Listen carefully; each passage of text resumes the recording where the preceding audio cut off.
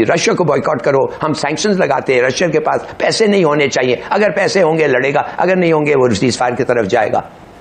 और इंडिया नहीं, हमें तो बहुत सस्ता तेल मिल रहा है, $10-12 सस्ता हो गया है, हम तो लेते रहेंगे। टैरिफ से नुकसान हिंदुस्तान को होगा तो टैरिफ से नुकसान यूनाइटेड स्टेट्स ऑफ अमेरिका के अवाम को भी होगा। ये एक तरफा नहीं है। जो चीज़ें यहाँ से बन के वहाँ पे जाती हैं और वो खरीदते हैं, तो वो चीज़ें फिर कहाँ से आएंगी? सर कुछ और मुल्क, वियतनाम, टर्की या बांग्लादेश, ये आपकी तजवीज़ है, ये आपकी तजवीज़ नहीं है, मतलब अपॉर्चुनिटी होगी ना, किसी का क्राइसिस किसी की अपॉर्चुनिटी। आप सोच रहे हैं ना, यानी कि वहाँ पे अमेरिका में टूथब्रश से लेके पेस्ट से लेके एवरीथिंग कहाँ से आती है? बाहर से आती है। और इंडिया का बहुत बड़ा रोल है। इंडिया का उनके साथ जो तजारती लेन देन है वो बहुत बड़ा है।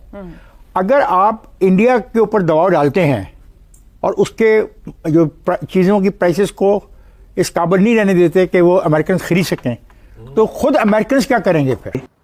इंडिया डिफाइंड है, जबकि जापान ने तो बिल्कुल कॉम्प्रोमाइज कर लिया, साउथ कोरिया ने कर लिया, यूरोपियन कंट्रीज जो हैं वो झुक गए। जितना भी मीडिया है अमेरिका का ये भी सवाल पूछ रहा है, जो कि ट्रंप के खिलाफ है, वो ट्रंप से पूछ रहा है कि हमने इतने साल लगाए, इतनी दहाइयां लगाई भारत को चीन के खिलाफ खड़ा करने के लिए, तो अब ये एकदम से इस किस्म का जो टैरिफ आपने लगा दिया, इससे क्या हमारे जो मकासद हैं उसमें उसको ज़ख्म नहीं पहुंचेगी? तो ये सवाल पूछा जा रहा है।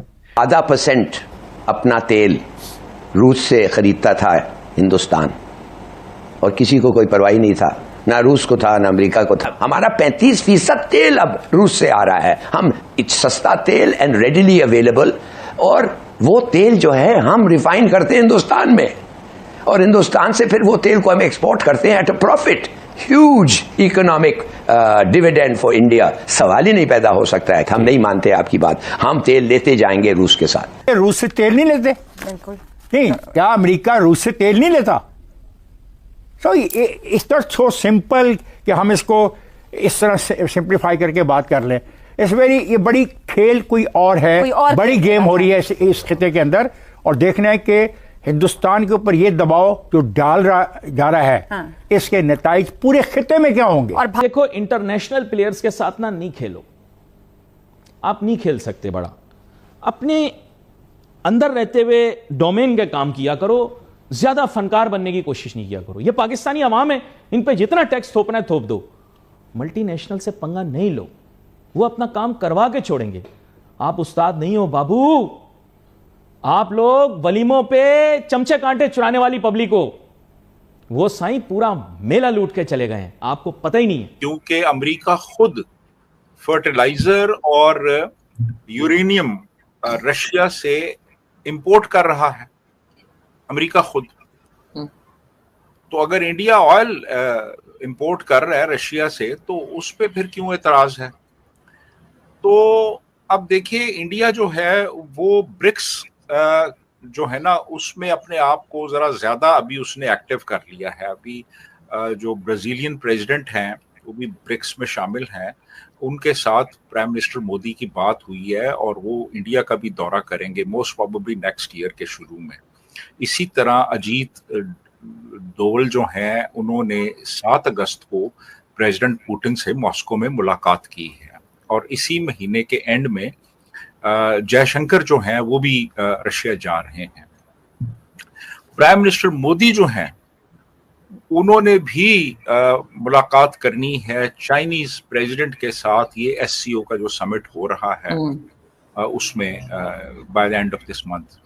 तो इंडिया मेरा ख्याल है कि इस वक्त जो ब्रिक्स में अपने आप को ज्यादा एक्टिव कर रहा है, और अल्टरनेटिव जो भी मार्केट्स हैं उनको एक्सप्लोर किया जा रहा है। रशिया के साथ, चाइना के साथ तल्लुकात को मजीद बढ़ावा दिया जा रहा है, और इंडिया डिफाइंट है। अभी तक इंडिया डिफाइंट है, जबकि जापान ने तो बिल्कुल कॉम्प्रोमाइज कर लिया, साउथ कोरिया ने कर लिया, यूरोपियन कंट्रीज जो हैं वो झुक गए। अमेरिका जो है इस वक्त बहुत ही एक डिफाइंट या बल्कि एक ऑफेंसिव के ऊपर है इस वक्त।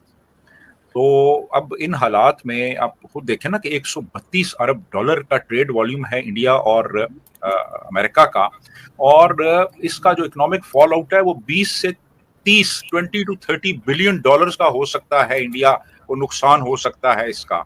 और सिर्फ यही नुकसान नहीं होगा, इसके अलावा भी। अब पाकिस्तान इसमें कहाँ स्टैंड करता है, क्योंकि हम तो आजकल बड़े लाडले हुए हैं ना, हम तो बार बार यही बात कर रहे हैं कि अमेरिका तो हमारी तारीफें करता घूम रहा है, टैरिफ भी कम कर दिया। देखिए, पाकिस्तान जो है ना, पाकिस्तान के पास अमेरिका को देने के लिए कुछ भी नहीं है। पाकिस्तान जो है ना, वो बस ये है कि दुनिया को, अमेरिका को डरावे दे सकता है जी, कि जी अगर हमारी हेल्प ना की तो फिर ये हो जाएगा, फिर वो हो जाएगा, फिर ऐसे हो जाएगा, फिर वैसे हो जाएगा। तो ये तो इनका तो यही है, इन्होंने क्या देना है अमेरिका को। ये तो अब एक्सपोर्ट करते हैं टेक्सटाइल, हमारी जो प्रोडक्ट्स हैं, यानी वो अमेरिका एक्सपोर्ट करते हैं। वो कोई समझ लें कि कोई, मेरा ख्याल है टोटल ट्रेड वॉल्यूम जो हमारी एक्सपोर्ट्स हैं वो 5.5 अरब डॉलर की हैं अमेरिका में। बहुत। भारत और अमेरिका के दरमियान जो एक कोल्ड वॉर, जो कोल्ड वॉर से भी आगे बढ़ के अब बड़े अल्फाज की एक बड़ी जंग बन चुकी है, वो जारी है। और आज ब्लूमबर्ग ने उसी कॉन्टेक्स्ट में एक बड़ा इंटरेस्टिंग पीस छापा है कि अमेरिकी सदर तो इंडिया के खिलाफ हैं, लेकिन अमेरिकन जो हैं वो इंडिया के साथ हैं। अब कहा यह जा रहा है, एक बड़े इंपॉर्टेंट शख्स हैं जिनका नाम है Kurt Campbell, is American deputy secretary of state रहे हैं प्रीवियस एडमिनिस्ट्रेशन के अंदर। उन्होंने अभी वो आई थिंक एशिया ग्रुप को अमेरिका में हैंडल कर रहे हैं, चेयरमैन है उसके। उन्होंने कहा है कि अमेरिका का जो सबसे इंपॉर्टेंट रिलेशनशिप 21st सेंचुरी में है, दैट इज विद इंडिया। और जितना ज्यादा हमने काम इंडिया के साथ मिलकर किया हुआ, दैट इज एट रिस्क। और जिस तरह अमेरिकी सदर मोदी के बारे में या इंडिया के बारे में बोले हैं, it has brought India in a difficult position. So वो कह रहे हैं कि मोदी साहब जो है उनकी, वो जिसे कहते हैं ना, उनको ज्यादा झुकाए मत, आप मोदी को झुका नहीं सकते। This is what Kurt Campbell is saying. वो कह रहा है कि अगर आप इंडिया को कहेंगे ना कि आप अपने जो स्ट्रेटेजिक रिलेशनशिप है रशिया के साथ उसे अमेरिका के लिए कुर्बान कर दें, तो देन इंडिया स्ट्रैटेजाइज करेगा और वो एग्जैक्टली ऑपोजिट करेगा जो आप उसे कहेंगे। बात समझ लिया आप? That is very significant. एक और समोसा कॉकस के बंदे हैं जिनका नाम है Gregory Meeks. I have met him by the way. Congressman Gregory Meeks, ये जो हाउस फॉरेन रिलेशंस कमेटी के चेयरमैन भी रहे हैं। उन्होंने कहा है कि ये जो ट्रंप ने ये जो टैरिफ लगाए हैं जिसकी वजह से रिस्क बढ़ा है, वो कह रहे हैं कि ये यूएस इंडिया पार्टनरशिप को इसने खतरे में डाल दिया। Gregory Meeks, House Foreign Affairs Committee के जो डेमोक्रेट्स के चेयरमैन, और वो कहते हैं हमारे अच्छे ताल्लुकात हैं इंडिया के साथ, strategic economic people to people ties हैं, और वो हर चीज़ जो है वो इन्होंने दाव पे लगा दी है। This is what is saying.